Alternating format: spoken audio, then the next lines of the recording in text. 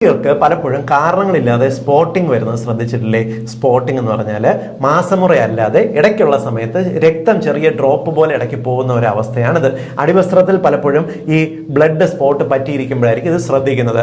ഏതൊക്കെ സാഹചര്യത്തിൽ വരാമെന്ന് പറഞ്ഞുതരാം. പലപ്പോഴും ഇത് ക്യാൻസർ ആണോ എന്ന് ഭയപ്പെട്ട് ഡോക്ടർമാരുടെ അടുത്തേക്ക് ഓടുന്ന വീട്ടുകാരുമുണ്ട്.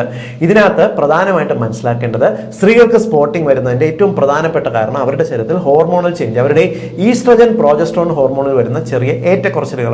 ഏറ്റവും പ്രധാനമായിട്ട് ഓവുലേഷൻ ആകുന്ന സമയത്ത് അവർക്ക് സ്പോട്ടിംഗ് ചില സ്ത്രീകൾക്ക് കണ്ടുവന്ന് വരാം.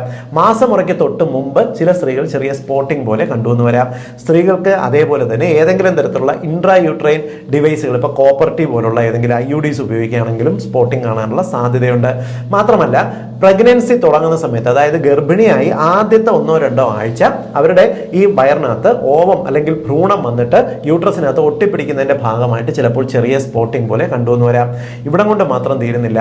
പോളിസിസ്റ്റിക് ഓവേറിയൻ ഡിസീസ് പോലുള്ള അമിതവണ്ണമുള്ള പെൺകുട്ടികൾക്കോ സ്ത്രീകൾക്കോ ഇതുപോലുള്ള സ്പോട്ടിംഗ് കാണാനുള്ള സാധ്യതയുണ്ട്. ഇത് ബ്ലീഡിങ്ങിന്റെ ഇടയ്ക്കോ ഇല്ലെങ്കിൽ പലപ്പോഴും അവർക്ക് നോർമലായിട്ടിരിക്കുന്ന സമയത്ത് സ്പോട്ടിംഗ് കണ്ടുവന്ന് വരാം. ഇൻസുലിൻ മെറ്റബോളിസം വേരിയേഷൻ ഉള്ളവരിലോ അമിതവണ്ണം ഉള്ളവരിലോ സ്പോട്ടിംഗ് കാണാനുള്ള സാധ്യതയുണ്ട്.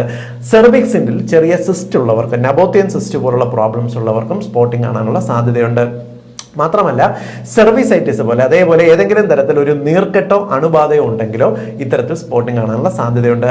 ബന്ധപ്പെട്ടതിന് ശേഷം, ലൈംഗിക ബന്ധത്തിന് ശേഷം ചെറിയ സ്പോട്ടിംഗ് കാണുന്നുണ്ടെങ്കിൽ പലപ്പോഴും ഇതെന്തെങ്കിലും തരത്തിലുള്ള രോഗബാധയാണോ എന്ന് പരിശോധിക്കേണ്ടത്. അതേപോലെ മാസമുറ നിന്നതിന് ശേഷം 50-55 വയസ്സിന് ശേഷമുള്ള സ്ത്രീകൾക്ക് ഇടയ്ക്ക് ഇതേപോലെ സ്പോട്ടിംഗ് കാണുകയാണെങ്കിൽ ഇത് എല്ലാം ക്യാൻസർ ആണോ എന്നൊരു സാധ്യത പരിശോധിക്കേണ്ടതുണ്ട്.